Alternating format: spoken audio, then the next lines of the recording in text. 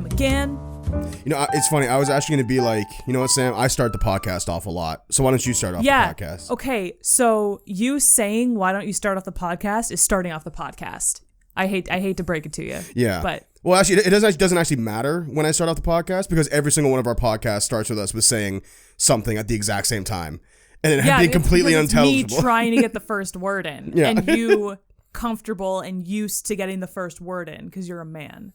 You're right. You know, we live in a patriarchy, and Chill Spot reflects that. It just like it's assumed. You assume it. Yeah. Yeah. Well, in my position of power, ingrained it is. In my position of power as a man, maybe I should go first. What the fuck? I can't wait till we start filming this because like people deserve to see the look I just gave you. That was a joke, by the way. Yeah, I know it was a joke, but like that was the most like 90s comedian joke. Yeah, really. That I've ever heard in my life. It's like, so we live in a patriarchal society, so I guess I go first as a man.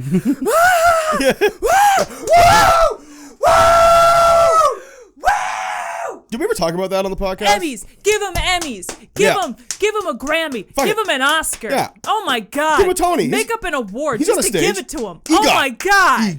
EGOT. Give him an EGOT on the spot spot. EGOT on the spot. Yeah.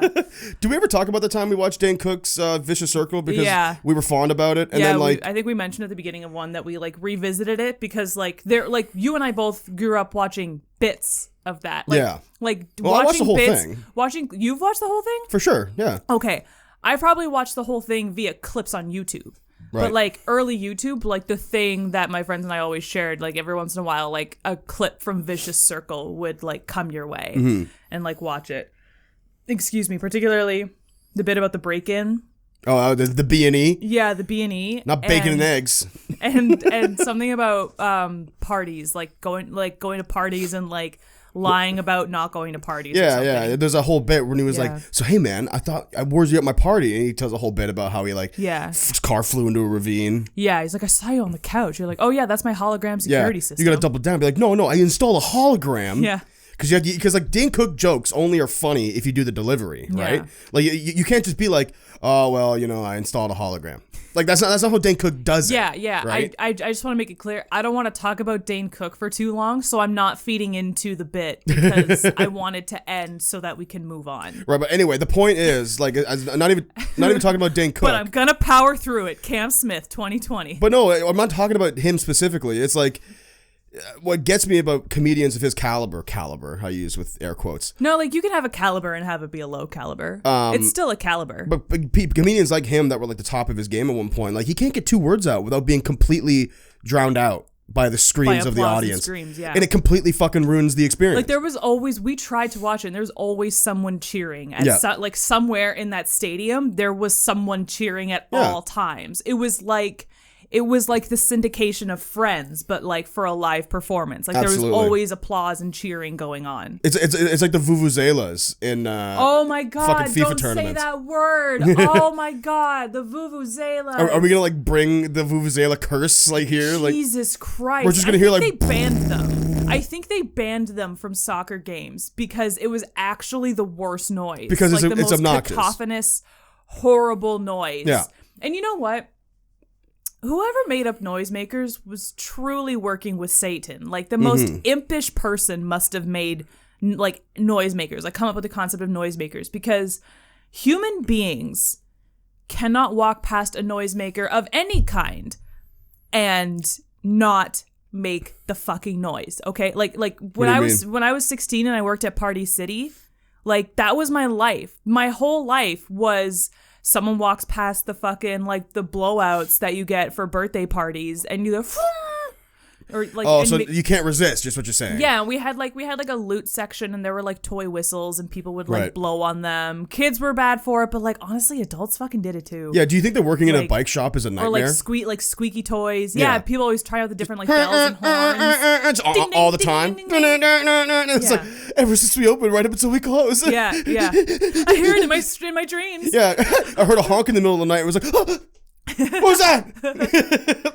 I can't drive on the highway anymore because if I hear a honking horn, I'll freak the fuck out and swerve into traffic. I can't operate a motor vehicle anymore. We had something similar in my store, at Game Store. We had a Game of Thrones Monopoly that if you press the button that was like, press here, right, it would play the entire Game of Thrones theme. The whole theme song? From start to finish? Oh my God. Yeah, the whole thing, Sam. The whole theme song. So I took it. That theme song is like 4 minutes long. So I took it. And with an X-Acto knife, carefully opened it, took the batteries out. Amazing. Put them in the box and resealed it and put it back on the shelf. Amazing. Because I couldn't take it anymore. No, you don't deserve that. I already listened to a trailer reel that runs for half an hour. Yeah, yeah. I can't do this. You're there for like 8 hours sometimes. That Most I times. also think is torture. I think that 8-hour having shifts? Yeah, no, like, well, yes, considering what you get paid, but the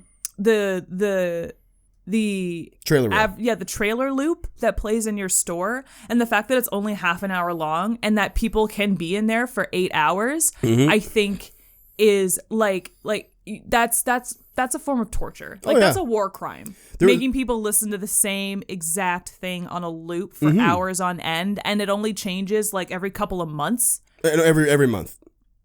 Every month. Okay, so that's not great, Sam. Yeah, a whole month. It's still not great. And like some commercials are annoying. It's not like they're all great. Most months are annoying. Some months, like I'm sure the fucking Arms trailer wasn't the best to listen to for an entire month. I'm sure you don't want to listen to that. I think I may have mentioned this, so I'll keep it short. But there's a trailer at work for this game called Azure Striker Gunvolt, which is sort of like a 2D side-scrolling Mega Man style game. Now, I don't know who decided to cut this trailer, but whoever did should be shot.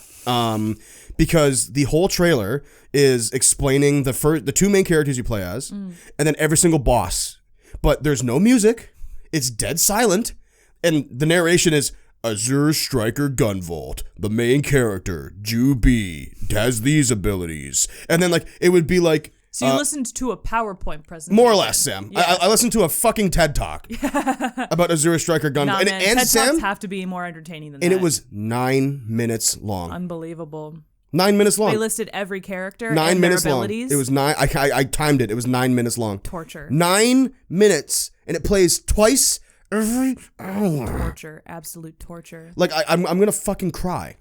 I honest to God, at one point my district manager came in and then the trailers were off. Yeah. She's like, oh, why are the trailers off? We have to have those on. They pay for that. And I was like, okay, I'm going to turn it on, but you'll see why. You'll see why. Yeah.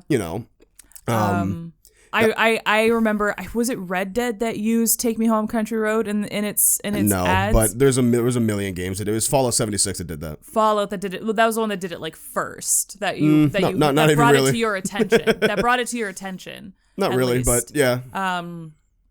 That I can imagine because that's not a half bad song. Yeah. But listen to it a million times though. You made me want to cry. Every half hour on the dot for 8 hours straight for an entire month is, that's a would you rather situation. Yeah. That's like, would you rather have tongues for fingers or listen to Take Me Home Country Road every half hour for 8 hours a day for an entire month? That's a would you rather question. The company and also you lived that. The company also mandates that we keep the TV at a certain volume. Yep.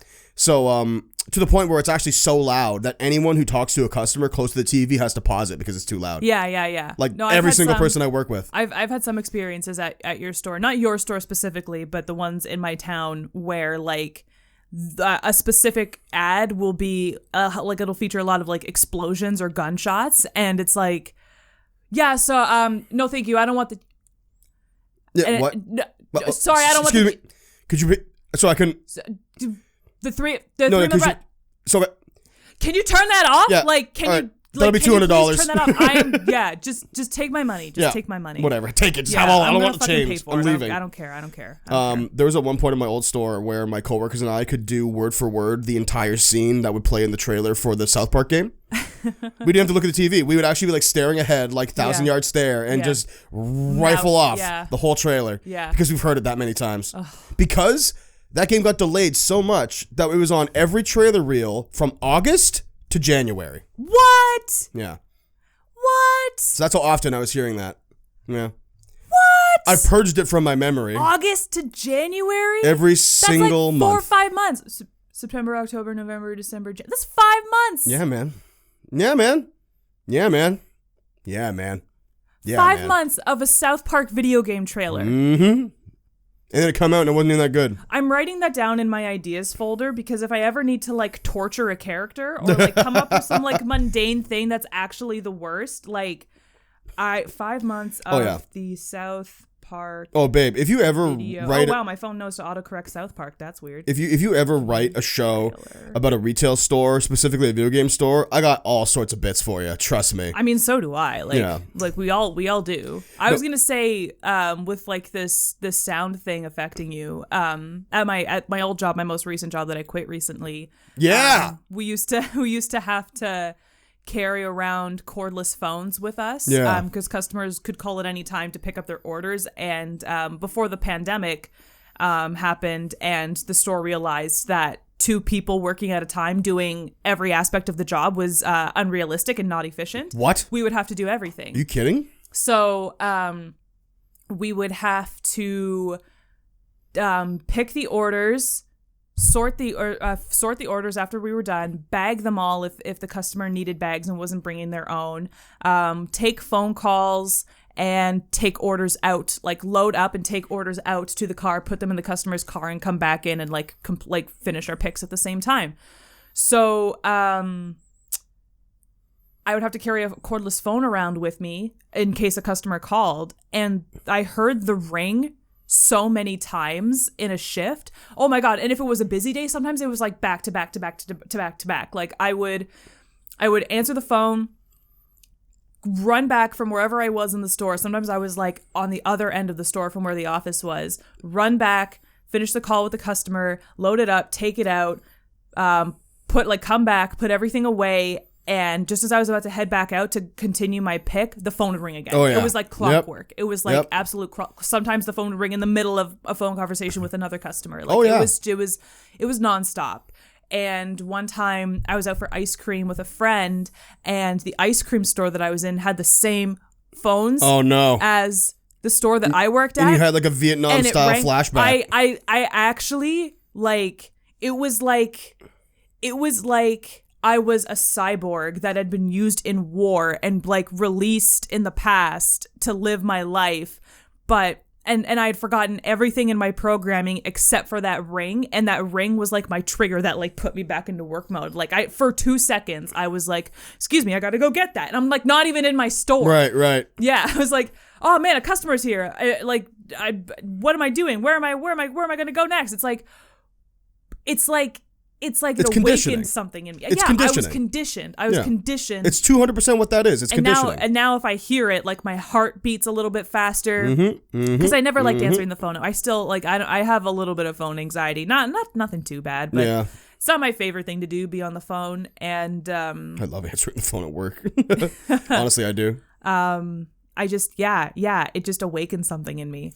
Same thing with like other I change my ringtone on my personal cell phone every once in a while, and if I hear my old ringtone like out in public somewhere, I'm like, where is it? Did you take my phone? Yeah. Did you steal my phone? Okay, I'm getting a phone call. Okay, be cool, be normal, be fine. Yeah. Then you pick it up, you're like, hello, and it's just nothing. Yeah. Like, oh, well, all right. Well, I mean, I'm sure you've experienced this too, but like when you go to your place of work when you're not on shift, it really goes to show how that building changes who you are. Yeah. Because I've been at the counter at the game store talking to my coworkers having just purchased something. Yeah. And someone comes in and I turn to them and I'm like, hey man, how you doing? Right. And I'm just a fucking customer right now. Yeah. And they're to like, them, you don't look like an employee. Bad. How are you? Like, like I'm wearing like shorts. Yeah. I got like a hat on. You greet them like it's Cheers. Exactly. Like, more! Hey, buddy. Everybody walks in as your friend.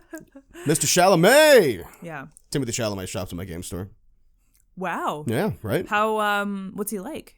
Well, he comes in and he only buys sports games and Call of Duty. But like all of them. He'll be like, hey, so do you have like Madden 12? And I'm like, no, of course I don't. No Timothy, one does. you're not going to find that. Yeah. That didn't even get a next-gen port. And he really gets on my case about it. Yeah. And he never buys the GPGs. He's like, you have it. You have it. No, you have it. You told me you have it. I didn't tell you that I have it. I never had it, Timothy. So what are you doing here? Shouldn't you be like filming something. Yeah. Should like go be 5'11" somewhere. Like, do you have anything else to do?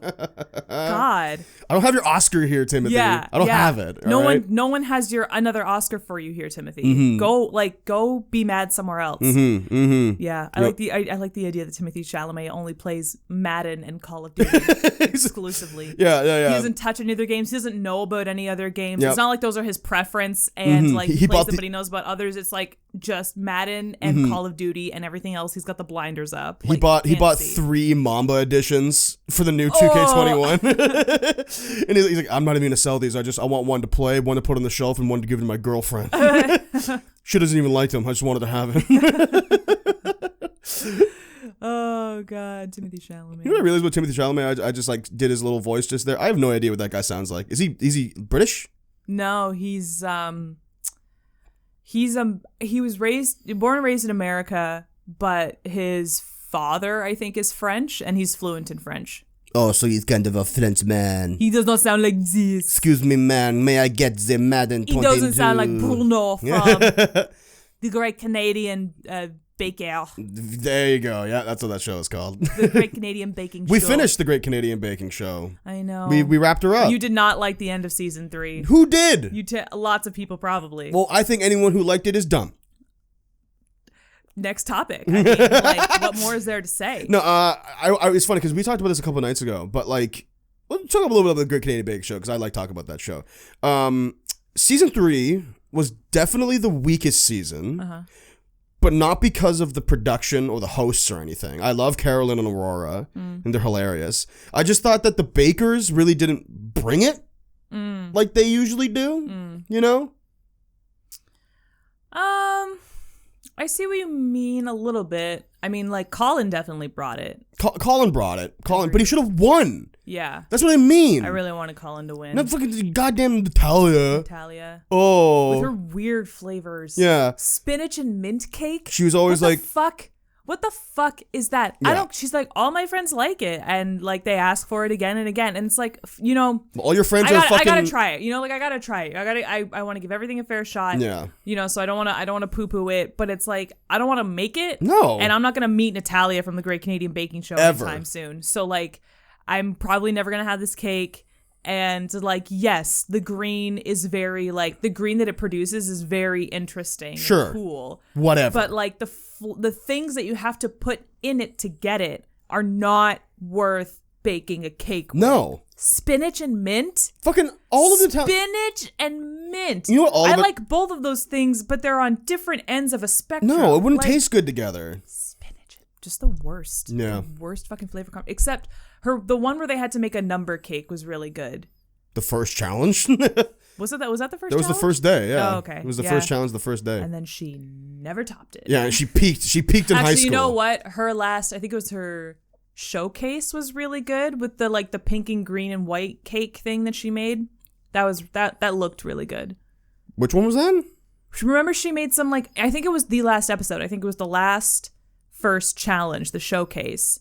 And she made that like matcha and I think strawberry and like white cake. Yeah. It looked nice, but like... Yeah, it looked gorgeous. But matcha's gross, Probably tasted good. Matcha and strawberry, if you can do matcha, which I can't, but a lot of people can. Matcha and strawberry is a popular combination. They go together often. Is that right? And aesthetically, they look nice. Red and green, they go well together. The pink and the green. Yeah. Really complement each other, and like the gradient of a strawberry, the way how it gets like whiter in the center complements the green of the matcha really well. Yeah, red and green, they're complementary colors. She made a good move there. I'm gonna sneeze. Come on. Here we go. Woo! Woo! Excuse me, thank Coronavirus. Let's get me some of that. But yeah, we should have made the wall in here red and green, like Christmas. Would you have liked that? No. I'm trying to picture it because like you bought red and black panels for the soundproofing, and the red looked a lot more garish on the Amazon ad than what we actually got, which was nice. Totally. So like the green is probably not as like gross as it looks when you showed me. It looked very aqua green, almost like a blue green. I still don't want it. Well, I Still don't think want it. green on the wall would not be a nice color. No. You know, like we have our one red and black accent wall, but the rest of the studio is just black, Yeah, right? it's fine. It's fine. Yeah. It's fine. But now we're watching RuPaul's Drag Race. Yes. And I'm getting into it. Got into it. I got really mad when Rebecca Flowers like I was about to say, kept Sam, moving forward in the challenge. are we going to talk about how you actually bawled your eyes out on the finale? I did. Well, it's just so interesting. I had to because, hold like, you while you cried. It's so interesting to me because aspects of that show are so obviously staged. Like so it's clearly reality TV. staged. But it's like I see what they're doing, you know? Like they kept Rebecca in the competition because she wasn't like she created drama, but not like Chanel created drama. Chanel had to go because Chanel was 2 seconds from ripping somebody's wig off in the middle of the workshop. Well, Chanel was conniving. They didn't want that because Yeah. it's also RuPaul also does want to like the whole point of RuPaul's Drag Race is to bring the art of drag performance to the mainstream. Totally. So that there's more than just him out there. He wants to highlight other talent and offer them a shred of the success that he's had. So yeah. that, He's sending you the know, ladder back down. yeah, exactly. So you don't want nasty catfight drama. You don't want Bad Girls Club. You don't want Flavor of Love, like ripping each other's eyes out drama. But they still need to make a show. They got to make it Hollywood. So like they kept Rebecca in there, I think, because people didn't like her. The contestants didn't like her all that much. But she wasn't going to fight anybody. So she kept things interesting. It was interesting to keep Rebecca in the competition because by the time you got to the top 3, we were like, they're not seriously going to give her the crown. Like, they can't possibly. But she was bad at it. They can't possibly choose her over Nina Flowers. Even BB, dude. Like, BB was way better. Fantastic. BB's fantastic. She won. Yeah. Spoiler alert for season 1 of RuPaul's Aired Drag 11 Race. fucking years ago. If Watch you haven't it. seen it since 2009, I'm sorry. Who gives a fuck? No, BB is fantastic, and I always said like my heart said BB, but my head said Nina. Right. Because she is so experienced. Mm-hmm. You know, like she's experienced, but she's so unique. She's not like any drag performer that I've ever encountered in my life. Like she's just so unique. Like she's got this like punk rock thing going on, but it's also like sci-fi-ish and avant-garde and out of this world. Like she's just in a genre all of her own. Yeah. But BB is just like BB can just pull it the fuck out. Like they spent that entire Absolute vodka flavored like fruit competition. They really edited it to make it look like she didn't have any clue what to do, you know? Oh, BB, you mean? But the editing told the story of like she didn't know what to do, but she pulled out all the stops anyways, you know? Well, they always try to fuck with you. I feel like they took like 15 minutes of her freaking out. It stretched when that to she an really hour. spent. I don't know how long they have in the workshop, like the day that they get the challenge, because what seems to happen is you get the challenge and then you have a full day to work on it, and then whatever a day is in filming time, and then sometimes people are behind and the next day you really should be working on like your makeup and your wigs and getting presentable, but some people use that time to like finish off their project a little bit. And I feel like BB maybe didn't know what to do for like an hour, right. And then the rest of the time she was like she was like, I found a solution, I figured out what I'm gonna do. But they just didn't show that because editing and they have to tell a story. Well, yeah, I find shows like that really fuck with you, right? Like there's always like a lot of like those shots of like Rebecca like putting her dress together and Nina like fixing her wig and then BB like sitting at a table with like no fabric, it's like fuck, and then it's like, all right, competition time, and she comes out with a banging outfit, and it's like, when did you pull that all together? Like, wait, what? Like you clearly figured something out because she put raspberries on barrettes and put them in her hair and they stayed. That takes time. She probably had to, like, I saw the table full of fruit that they had there, and like it was just raspberries piled on top of raspberries, and raspberries are not a very structurally No, sound they're messy fruit. as hell. They're very like sometimes you'll get a firm raspberry, but you have about 4 hours before that raspberry structure starts to get soggy and Right. not very good. And BB fucking hot glued a bunch of raspberries onto breast. She had like 4 or 5 barrettes in her hair. Like, she fucking pulled it out. It was incredible. Yeah. It was incredible. No, yeah, she really pulled it out. Yeah, yeah. And she can do, sexy. Like, her swimsuit challenge was like super, super sexy. But she can also do like so glamorous. Like that raspberry dress, the mermaid dress was like, it looked like something from Dreamgirls, It looked like a costume from Dreamgirls. It really did. But then she can also do like exotic, like that big ass curly hair that she had with the leopard print one piece. Oh, like the mane? Yeah, like Yeah. the mane of hair that she has. Mm-hmm.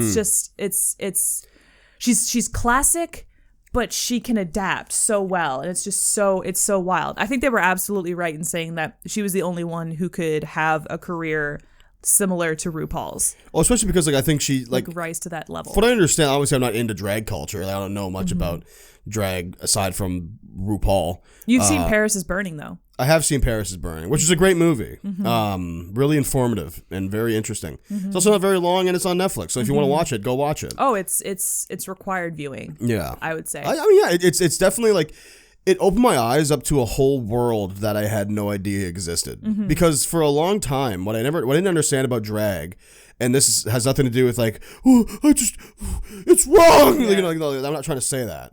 What I literally don't understand about drag was like the appeal of it, the performance aspect of it. Like, Right. why would I Yeah. go to a drag show? Literally, like what is the Like, what goes on there? Like, Yeah. what's the attraction? you go to a theater show to watch a show. You go to a magic show to watch magic tricks. You go to a sporting game to watch athleticism. Like, why do I go to a drag show? And Paris is Burning really opened up my eyes to the appeal of drag. Yeah. And what beats of the performance that drag usually hit Yeah. are. Yeah. And how these performers need to hit those beats in order for a show to be good. Yeah. And I think that's really interesting. And I have friends in the LGBTQ plus community who don't like drag. Oh yeah. For very good reasons. Well, sure. Yeah. Whatever. There's a lot of transphobia in drag, a lot of like trans misogyny, and A lot of people think drag is being trans, which is completely incorrect. Yeah, and then like the lines are kind of blurry in some capacities. Like, some drag performers are like, I'm a man, I'm a cis male, I'm comfortable being a cis male, I don't want to become a woman, I just respect women and femininity, and I love it so much, and the way that I express my love for it is through drag. For some people, and not all drag performers are like that. Some drag performers are like more misogynistic and more, and I'm not even like, there needs to be a RuPaul's Drag Race series on drag kings, because that's cis women performing masculinity, which is I think that's an entirely different I've never mindset. seen that. But yeah, no, it's not without its problems and its criticisms, and that's all valid. But this is what I loved about Nina Flowers, is that you can tell that Nina Flowers had women in her life who she wanted to show her respect and admiration for them through her performance. And you can just tell that there was a lot of love in there. I haven't kept up with her since. I don't know, maybe she's said something awful and like since 2009 when the series first aired. Right. But that kind of drag performance is what I'm so like fascinated with. And I'm also fascinated with the attitude around it. Like, the way that it's such a skill, right? And if you have the skills, that is what gets you respect in the drag community, I feel. So like, if you could sew, if you know how to do makeup, if you can dance and sing, and yeah. Whatever your talent is, because like drag performance can be a lot of things. It can be stand up, it can be singing, it can be dancing, it can be commercials, it can be like product placement, like just being a good mascot for whatever company you're working for at the time. It can be modeling, like seriously, like couture modeling. It's so many different things. So whatever it is that you do, like, do it well and do it in such a way that if somebody were to take away all of the glitz and glam and all of the help that famous drag queens get, you could pick it up and do it the next day. That's the point of the 99-cent challenge, is that the roots of drag are like taking nothing, sometimes taking shit that you stole. Like in Paris is Burning, like there are some drag queens in there who, or some performers, not just drag queens, but like performers from the drag balls who like they steal stuff. Right. They go to malls and they like steal stuff, and that's how they get like the bulk of their centerpieces, like their showcase pieces are like designer clothes that they somehow manage to steal, which like, not shading at all. I think it's fantastic. I think it's fantastic. Yeah, like go into a Vera Wang store and steal some fucking jewelry. I don't give a fuck. She can afford it. But your point is that like queens back in the day didn't have like Mac sponsorships. No, they had nothing. Yeah. They had nothing. They were outcasts who had been exiled from their families and communities, and they moved to, New York or some other big city. And they fucking made it work, like, and I love that at the root of it all, being a drag queen is about like, everybody could take everything away from me tomorrow and I could still thrive. Right. I fucking love that. It's very punk rock. Yeah. I mean, like, that's the way I try and live my life. That's why I'm so anxious all the time. But I respect it because these queens, they fucking do it. Is drag a counterculture, would you say? It's a subculture. Yeah. Subculture? It's a subculture for sure. Okay. 100%. It's interesting, man. Like, it's a whole new world. I had no idea about it. And it's got ways of working, and it's different. Like Nina Flowers had that Loca catchphrase that she used a bunch, and she had to explain how where she's from. I think it was Mexico. It was Puerto Rico. Puerto Rico. Thank you. Mm-hmm. Like how that's a slur if it's used by a cis person. Well, because loca and loco means like crazy person. Yeah. Yeah, but the second a queer person, her terms, uses it, it's different. It's good. It means sister. It means best friend. It means someone who's close to you. Yeah, she reclaimed it. And it's been reclaimed. But like that's just in the Puerto Rico LGBTQ plus scene. Like that, she definitely brought that to America. I wouldn't be surprised if Americans like took that and ran with it. But like, just drag culture is the same, but also is slightly different depending on what region you're in. It's so interesting, and it's so rich, and it's so just like multifaceted and layered, and it's I'm fascinated by it. Honestly, I'm grateful to RuPaul for. I know it's not without its problems, but I'm grateful to RuPaul for like thinking that it needed to be brought to the mainstream, because it did. It's so amazing. I mean, little same vein of what we're talking about. You know what I realized, Sam? Mm-hmm. Drag queens on Drag Race who don't sew are the same as bakers in the Great Canadian Baking Show who pull their cakes out raw. Like, it's like, get it together. Like, you are on a competition. Yeah. You are competing to be the best in the country. Yeah. Like, these are some pretty baseline things. And you're serving raw dough. You're serving raw cake. You're serving, like, I get that baking cookies. is hard. Like, I get it. And I get that sewing is hard. Yeah. But you can't play in the NHL if you can't skate. Yeah. Like, you know what I mean? Like you need these skills. Yeah. Like, come on. Like, it's a little embarrassing. Absolutely. And like, we just started season 2 and Shangela of Drag Race, and Shangela was the first to get eliminated, and she didn't sew. And I was like, okay, like, this isn't the first queen that we've seen who doesn't sew. And clearly this is a thing. So how are y'all getting costumes? How are y'all doing stuff? And then she was like, oh, it's going to be, she was talking about her costume. She's like, it's going to be a hot glue, like, concoction today. And I was like, glue? You're going to glue it? Glue? With glue sticks? You hot glue an outfit? You hot glue like a gown? No. Made of hot glue. Shangela. Learn how to sew. Shangela. Learn how to sew. Yeah. Very bold of you to have only been doing drag for 5 months, and then you go on RuPaul's Drag Race. They clearly just cast you to eliminate you immediately. She was a burner girl, yeah.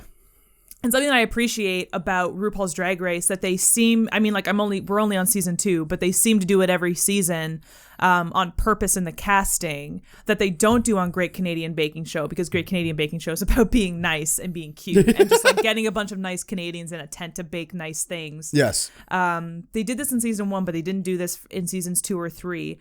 RuPaul's Drag Race purposely casts people to fail. Oh yeah, of course. They're like that's where Rebecca was. Like for Great Canadian Baking Show, if you were like, I've only been baking for 5 months, they would be like, okay, no. Come back in a year or two. No shade, but like we want amateur bakers who, you know, maybe don't do this for a living, like don't do this professionally in any capacity, but are talented bakers. Do it seriously as a hobby. Yeah. You know, like maybe you've never made a jacon before, but you know how to make jam from scratch. You know how to make a sponge cake, and you know how to make a mousse, you know, or maybe like 2 out of 3 at least, you know, something like that. RuPaul's Drag Race for drama, to give you someone to not root for and to sort of like elevate the people they do want you to root for. They cast people like Shangela, who, by the way, I think she comes back in some capacity because it's a name I recognize. I recognize the name. She gets talked about. She either turned it around and made something of herself without the help of Drag Race, or she came back for like an All-Stars or some shit. Maybe she drags for a few more years and gets back on the show in a later season. Exactly. Something like that. Which, by the way, close friend of mine gave me the watching order. Yeah. Hang on, let me just finish what I was going to say about Shangela and like casting and stuff like that. I do appreciate that they cast people on purpose to lose. Yeah, because they're the heel. I want to not root for people. As annoying as Chanel was in season 1, I liked that there was somebody where I was like, okay, you're fantastic, but like you can go at some point. Well, it's because Chanel, and I said this last night, Chanel was talented. Yes. Chanel, like if you her costumes were crazy. Yes. But she's such a fucking bummer. She's such a baby. Yeah. Like, she's such a fucking baby. I've never met someone with thinner skin. And when she's not being a baby, she's got this like obviously fake, like I get fake it till you make it, okay? I understand. But the Oprah challenge, she talked so much shit, and she was one of the worst. Yeah. She was one of the worst. She fucked it up. Nina was terrified because her English, when she has to read, isn't so good. And she was scared, but she just fucking did it. She went in there like a fucking champ and like pulled it out. And Chanel talking all this shit about how like Oprah is her queen, and she lost like 60 pounds because of Oprah and watched her show every day. Just like wore that weird fucking collar thing that Oprah outfit. Would never ever wear. I'm Yeah. like, are you sure? Mm-hmm. Are you sure you've seen an episode of the Oprah show before? Because Oprah did a lot of just like blazers and blouses and skirts. In the early days of the Oprah show, blazers and blouses and skirts, and blazers and blouses and skirts, and blazers and blouses and blazers and blouses and blazers and blouses and skirts, like all the time. Totally. Like, where were you? Yeah. During that challenge? Where did you go? Like, what? So. And she also asked, when she was doing the host thing, she must have asked those guests, like, what? There was like 5 questions in one question? 6 questions in a row. And she was like, I am very good at talking to people, and I can go in there and hold a conversation like it's nobody's business. Yeah. And then Tori Spelling, like, can't get a word in edgewise. And then, like, the judges, they turn around and they're like, okay, so if you look at this video, you are very clearly bad at this. And she's just basically like, what do you fucking mean? I'm the best. I know I'm the best. And you never tell me I'm pretty. And it's like, they're not supposed to tell you you're pretty. I'm so glad that Ru screamed at them in the reunion episode.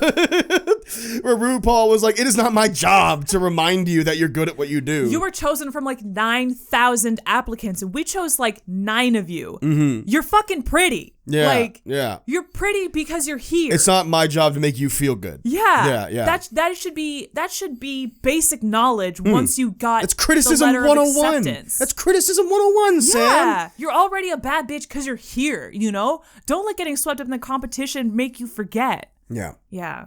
So anyway, real quick, the watching order is as follows. It's seasons 1, 2, 3, and 4. I figured. All-Stars 1. I figured. 5, 6, 7. All-Stars 2. Okay. 8, 9. All-Stars 3. Wow, only 2 seasons until the next All-Stars. 10. All-Stars 4. Wow. 11, 12. All-Stars 5. Wow. So yeah, I'm gonna screenshot this so I don't. And then there's a couple of holiday specials. There's also Drag You, which is a short-lived spin-off of like the drag queens like teaching other drag queens how to be better drag queens. Canadian Drag Race. I unfortunately know who won this season, but it's on Crave. Okay. And does RuPaul host it? No, he doesn't. Oh, he doesn't. I don't think there is a host. I think it's just the judges talk to and give the queens their challenges. I will only watch the first season if they dip the camera in Vaseline. All right, that's my one stipulation. Whatever filter they shot season 1 with was rough. I wonder. I really got to ask why. I actually, like, 2 episodes in, I was like, Cam, would it be the worst thing in the world if we just skipped to season 2? Like, or maybe just like skip to the finale. And Tony said that we were brave for watching season 1. Yeah, yeah. He said whenever because my buddy Tony and our good friend Jen are way into Drag Race, like super way into Drag Race. Yeah. And Tony was like, whenever people ask me about it, like, oh, where do I start? He usually says season 4, and then start season 4, go onward. But then, like, if you like the show, then watch the first 3 seasons. Wow. Yeah, but we're starting from season 1, baby. I feel like such a real fucking fan. I know. Because, like, we had the gall to go all the way back. The gumption. And, like, we're just, like, pound through that shitty Vaseline filter. Pound through those quick. You know what? I'll be honest with you, by episode 8, I didn't even notice it anymore. I noticed a little bit. I remember gawking at one of BB's last gowns because it was like blue and brown and completely sequined. Yeah. And I was like, this shitty filter somehow makes her look better. Yeah. That's how beautiful she is. You're magnificent. That is how skilled, that is how like that is why BB fucking won, right? Because Nina is amazing and Nina is experienced and Nina has fucking got it all. But BB, like, Nina always has it, you know, like Nina is never shaken. BB proves that she can be shaken but work under that pressure and come out on the other side amazing. Yeah. It would be good enough if she just like pulled it off, but she does more than pull it off. She fucking crushes it. You know, she could be terrified out of her mind and just like come up from, that's why she won, because it's good television for someone who can stumble but rise up. You know, it's good television to give that person to give that person the crown. I will say though, of those who won, and gorgeous television. I'm happy that BB won. Yes. No of the people who made it to the end were my favorite though. Really? My favorite was Angina. Yeah. I love Angina. I feel like they cut Angina for drama. Well, because it was her or BB. I don't think it was because of skill. You put her up because BB, and BB is better than Angina, literally, like constructively, like, you know. But like it's like a pardon my sports reference in the middle of talking about drag queens, but like BB is Michael Jordan and Angina is Scottie Pippen, where it's like. It's like, yeah, you're number 2 next to Michael Jordan. Right. Do you know how good you have to be number 2 to Michael Jordan? The man literally flies. Right. Okay? BB is literally on a whole other level. And if you're behind BB, you're fucking amazing. It's true. It's true. Yeah. You know, if you're in the bottom 2 and you got BB next to you, you're a fucking incredible drag queen. Well, that raises a good point. Like, if you lose to the champion, do you really even need to be sad? Like, you lost to the person who won. Hello. Like that to me. Like, did you even really lose? You know, was that the only time Angina was in the bottom 2? Well, because she had immunity the previous week. No, she only won one challenge. Oh, and then there was no. But that was the challenge where they stopped the immunity. Right. So it was really shitty timing.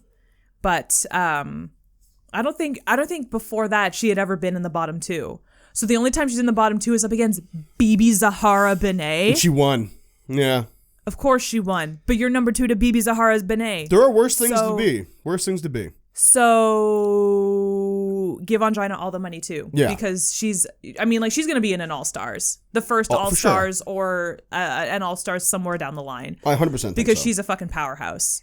I said this before and I'll say it again. I can't wait until 10 years from now when they finish 10 seasons of the Great Canadian Baking Show so they can do a Great Canadian Baking Show All-Stars. 4 seasons, honestly. Like, if they do one more season, which I think we looked it up and it has been confirmed, but the pandemic kind of like shat all over it, which will be interesting too because like being in the pandemic and watching Great Canadian Baking Show and like watching all of the bare hands touching everything and like them like dipping spoons into sauce and like eating it and like feeding the judges and spitting directly into their bakes. Yeah, totally. It's like y'all are gonna have to do this way different. You got the spacing out because everybody's 6 feet away from each other, but like just like naturally. Mm-hmm. But like y'all gotta like I need some footage of you washing your hands way more often. At least once. Yeah. Yeah. No, like way like between things, you know? If you like wash your hands, make a sponge, wash your hands, do the jam, wash your hands, make a mousse, like wash your hands, take it to the judges. I'm sure they do, but I need frequent hand washing. I need footage. confirmation that you're doing this. Yeah. We live in different times. Yeah. You know? Back in the olden days, I could just assume, you know? No. I'd be like, yeah, like no one's washing their hands on the show, but like assume that you are. Assuming got us here. Because Sam. you're feeding this like Parisian pastry god. Yeah. Like you wash your fucking hands. Everybody did.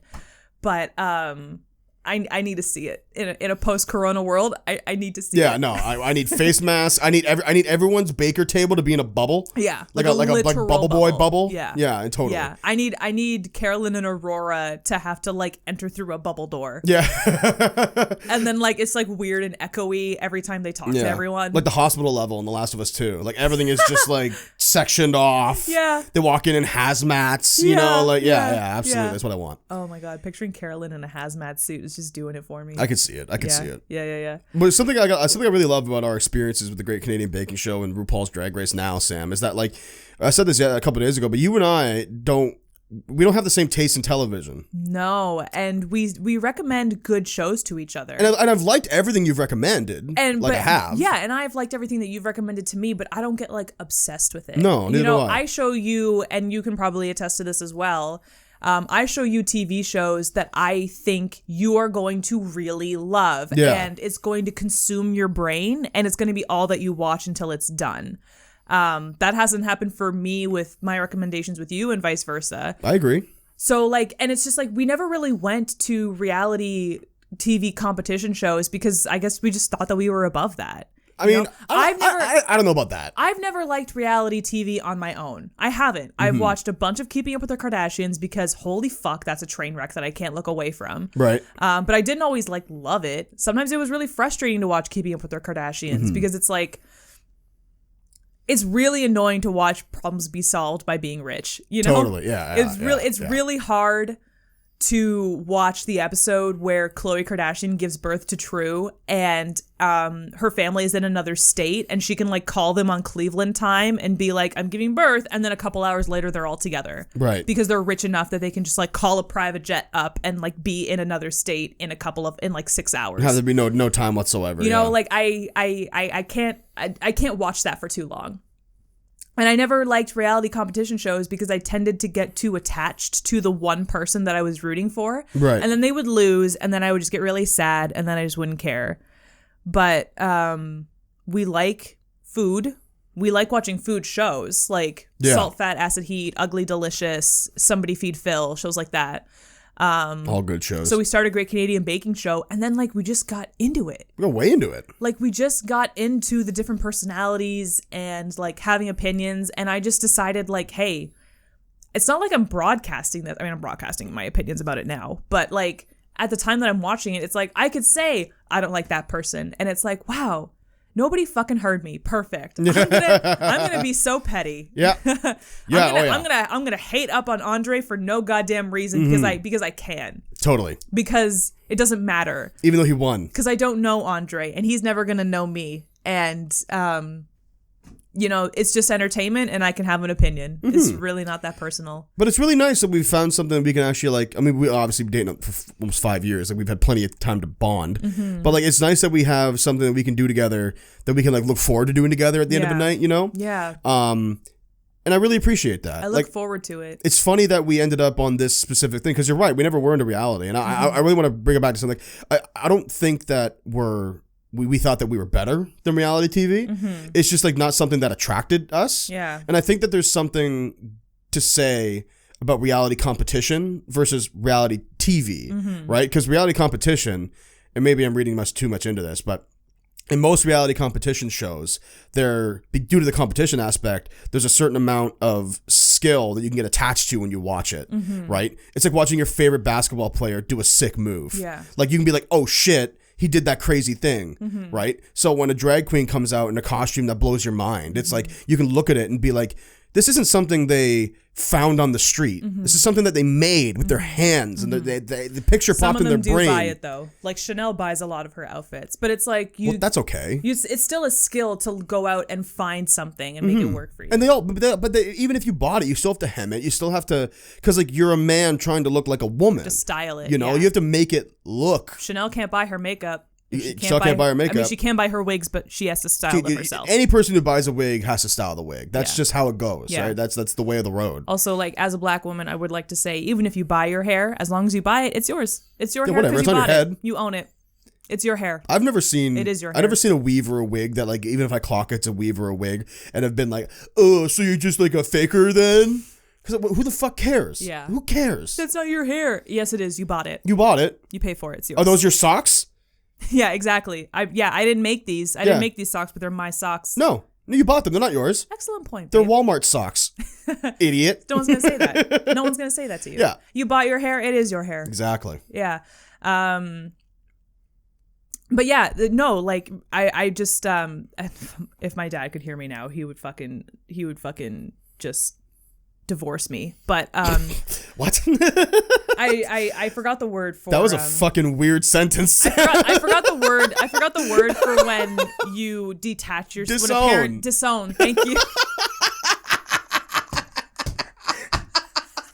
I'd like to be you for a moment, okay? Before we continue, I'm gonna be you. God, if my fucking dad, if my dad could see me, hear me, if my dad could, he'd fucking divorce me. Like, what?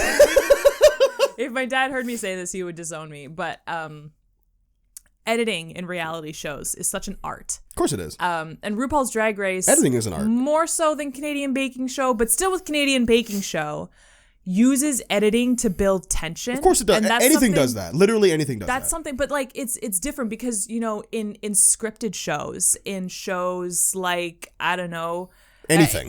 Literally anything. Curb Your Enthusiasm, goddamn Lovecraft Country. This show you're listening to right now has been edited. Well, yes, no, but let me finish. A scripted show gets their tension from the writing. Yeah. You know, you build tension into the writing when and there's this example of this like old movie in like a book that I was reading. It's called Diner, where like somebody's out on a date with his friend's wife, and his friend goes to his house to like get something that he borrowed from him or like give something back, and he's like coming back, and his friend doesn't know that he's in his house, but he's coming back home with his friend's wife, and it's like, is he gonna go upstairs and go through with the rest of the night and get caught by his friend, or is he gonna go in a different route? And the tension like builds and builds and builds and builds and builds. That stuff gets built into the script when you film. Sure. Reality TV gets its tension from its editing, from misleading you, from, you know, taking that like only an hour out of like 12 hours worth of footage of Bibi Benet making her raspberry outfits and stretches it out to make it look like Bibi doesn't know what she's doing. This is the end for Bibi. We finally, like, Bibi has pulled it out every other time, and this is finally where it ends for her. Is this where it ends for her? Is she going to come out in an absolute mess, or is she going to pull it off? Is she going to make something out of nothing?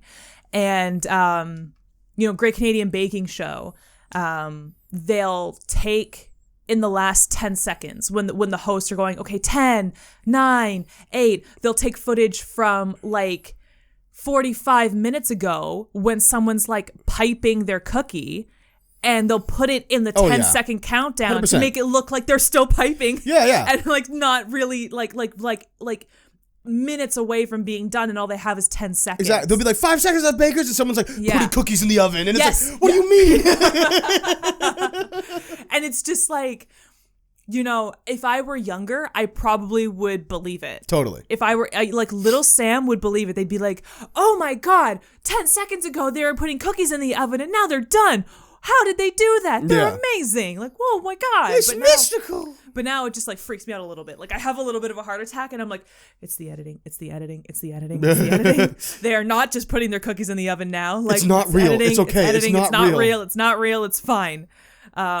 Which is why I can't watch horror, because it's like, if I have to talk myself down during Great Canadian Baking Show, could you imagine if I watched Midsommar? Yeah. Like, I am not prepared. No, Midsommar is a panic attack from start to finish. So you would not be able to watch that movie. Yeah. So I read the synopsis on Wikipedia. It's fine. I get the references. So yeah, it's just something that I always kind of poo-pooed, reality competition TV. And, you know, I'm sure if I watch the wrong type of reality competition, because I care about both of those things. I care about drag culture and I care about baking. Yeah. You know, I don't know if I could watch a competition. I don't know if I could watch like Project Runway. No, I would love to watch Project Runway. It's on Netflix. We should, if we ever run out of Drag Race, which won't be for years. A long time. A long time. Do you know who's in Project Runway? Santino. Yeah. Santino! That's how RuPaul says it every single time. You got it, yeah. My judge, my good friend, Santino! But yeah, he was on Project Runway for a time. And he fucking lost. I looked it up. Came in like 4th place. One of the queens called him on. I think Chanel called him on it in the reunion. Like, he was like, and you lost. And she was like, you lost your show. Yeah. So funny. I will say, though, the more I think about it, because you brought this up, I don't actually... It's not that I dislike the judges, like Santino and Merle, whatever the fuck her name is. Merle Ginsburg. Yeah, my name is Merle, you know, whatever. Like, my name is Merle. My name is Merle. Trying to right all her wrongs by being a host and being a judge on fucking Drag Race. I just think that, I have no doubt they're, like, professionally in terms of, like, what they do for a living, like, more than qualified to be judges. I just don't like the position they take. Yes. Like, Santino, like, his only reason to being there is to be harsh. He's the Simon Cowell of RuPaul's Drag Race. Yeah. And I just think that's such bullshit. And Merle is like a bitch with a soft heart. Yeah. Like, she can be kind of fucking rude sometimes. And then other times, like she went easy on Chanel a couple of times, I felt. Oh, yeah. Like when Chanel had her, like, little rant, and then she finished, and the judges were deliberating while everyone else was in the lounge. Merle said something about how, like, oh, well, like, that took guts, and she showed us what she was really made of in that moment. I'm like, she was being a fucking baby. Such a baby. Like, why are you so soft? Like, why are you so fucking soft? You're a Vegas showgirl. Have you never gotten harsh criticism? Like, criticism at all, Sam. Get out of here. That's what got me about Chanel being a baby. Is that, like, she's not even like she's being criticized harshly. It's not like, yeah, okay, if Shangela was a baby and was like crying, like, well, no one's calling me pretty, no one's knowing that. It's like, you've been in this for 5 months. You don't know. Like, I'm not making excuses, because I hate it when people complain on reality TV shows, and you and I both hate it when people can't take constructive criticism well. Take the note and shut up. But Shangela, someone like Shangela would have made more sense, because she's 5 months into this culture. She doesn't know. Well, yeah, sure. She doesn't know. She's immature. Maybe she didn't cry. Maybe this is the first time that she has ever faced this kind of constructive criticism, because you and I were fortunate, because the first time we were constructively criticized was in school, where someone was like, I am going to constructively critique you now, so your mindset should be like this. This is how you should behave. This is how you should take it. Okay, afterwards, how are you feeling? Like, we got to process. Someone, if it's their first time facing constructive criticism, you're being fucking mean. Like, right. You know, it's very easy to misconstrue if it hasn't been taught to you how to take it. I have a bone to pick with that, in my opinion. Because, well, yes, you're absolutely right. You and I went to an art program at a reputable school who taught us how to take constructive criticism. Yeah. We have a leg up in that regard. Yeah. Comping to that.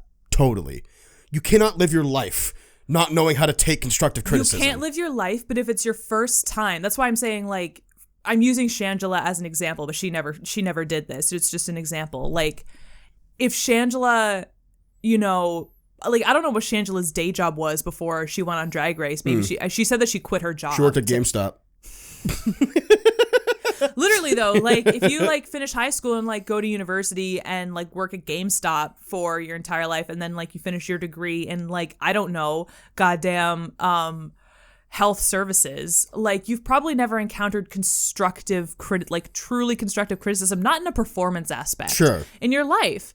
So the first time you really hear it, and someone goes, oh, yeah, like, you did this well, but you really need to work on your hemming, you know? Like, finish your hemline. See, look at Nina's dress. Like, her hemming is finished. You really should do that more.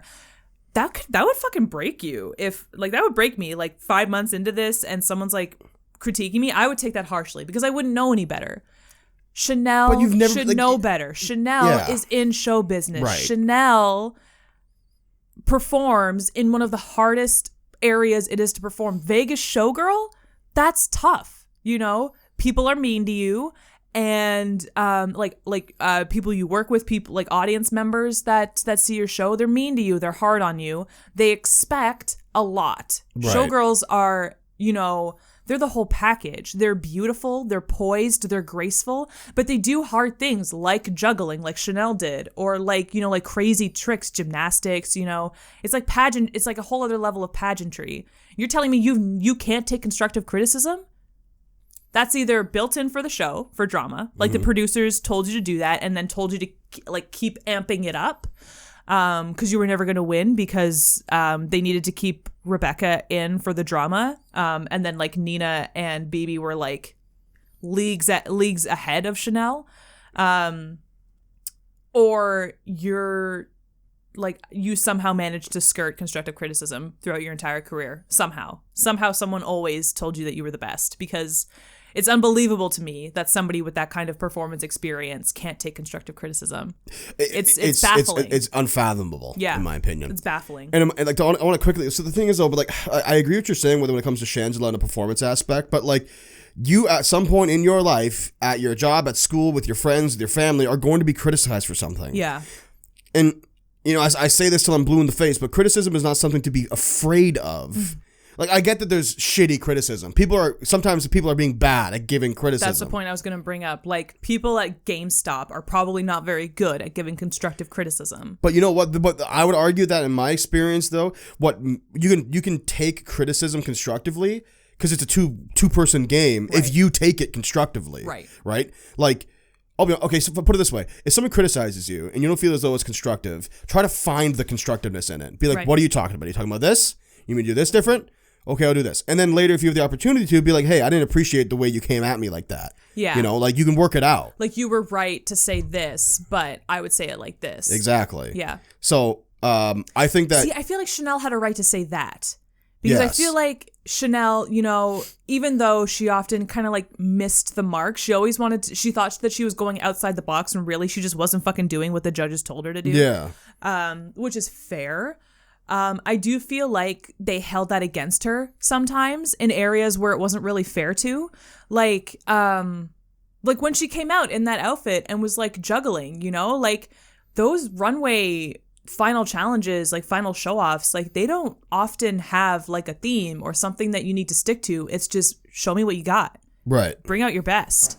And she fucking brought out her best. She's a Vegas showgirl. That was a Vegas showgirl costume and a display of her talent. And the juggling was cool. They kind of read it. They read her for it. Well, Santino was like, oh, it was like a circus act. Like, I wear a beret because I'm an asshole. Like, get the fuck out of here with that, Santino. That was amazing. That was jaw-dropping. That was great. It was great. They gave her so much shit for her Medusa costume. And it's like, that costume was incredible. Mm-hmm.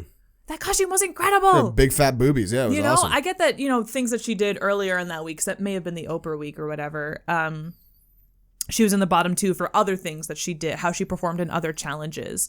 But that costume, they needed to be nicer to her in that space. Because, I agree with that, yeah. Holy shit, was that the most like, how, like, drag queens, they wear, like, the fake titties. It's like a ascot. It's like a big old ascot. These, like, you put it over your head and you wear it around your neck and the boobs hang and they look like real boobs. But, like, it's silicone breasts over a flat chest, over a man's chest. You usually wear it to give the illusion of cleavage, so you can wear things like deep V's and, you know, like push-up bras and stuff like that. It gives the illusion of cleavage, but you don't show it off because they're clearly fake boobs. But those breasts looked fucking real. Yeah, they really did. They looked fucking real. And they were out there for all to see with nothing but a rubber snake spiraled around the nipple. Like, it was impeccable. Yeah. Impeccable. And I hate snakes. And I couldn't stop looking at this outfit. Yeah, and I couldn't stop looking at this outfit. She deserved way more than that. She deserves to go in some kind of Hall of Fame for that. Yeah. Because, oh my God. I feel like we're criticizing Chanel the way Chanel wanted to be criticized. Where it's like, no, you were a baby and you messed up sometimes, but you fucking brought it. Well, that's what I mean. I said this earlier. Like, beautiful. she's talented, but she just couldn't take it. She couldn't take the heat. Yeah. Couldn't take the heat, Sam. Yeah. But you know what else, Sam? You can't have stuff like that. It's time for this podcast to shantae away. Sashay away. What did I say? Shantae. Shantae means you stay. Oh, shantae, you stay. Yeah. Sashay away. Okay. I'm only season 1. I'm not well versed. No, it's fair. They have similar prefixes. And they also mean nothing. Well, shantae is a move. Yeah. Yeah. To shantae, like that's even, I think that precedes RuPaul. I don't know if RuPaul came up with shantae or sachet. Sorry. Mm-hmm. Sachet is like if you sachet into a room. I've heard that in I've read that in like books and stuff before. Sachet, stage left, followed by bear. But fine, if we must. Yes. God, I feel like I understand now why people go on and on and on about Drag Race. We could do a whole new podcast about Drag Race. There are podcasts about Drag Race. 100%. There are recap podcasts about Drag Race. 100%. Because you can just talk about it forever. The personalities that they get. Like, if the casting hasn't won Emmys already, and I'm pretty sure it has. I know that RuPaul's Drag Race has since won Emmys. It's won like 9 Emmys, actually. Yeah. But, just to beat this dead horse into the ground at the end here, like, the casting is fantastic. They do a good job. They do such a good job of finding people that audiences want to root for. And it's like wrestling in a sense, where it's like they find these heels that you just boo into oblivion. He's larger than life characters. Yeah, they're so it is. It's like wrestling. It's like wrestling. It is a lot actually a lot like wrestling if you think about it. Yeah, absolutely incredible. But I have a question. I have one more question for you, Sam. Okay, one more very important question. Okay. Where can you find our podcast? You can find our podcast on Apple Podcasts, on Spotify, on Google Podcasts, on Podbean, which is something that not everybody uses, but it's there. You can also find it on YouTube. Go listen to it on YouTube. And what time? 3 p.m. There you go.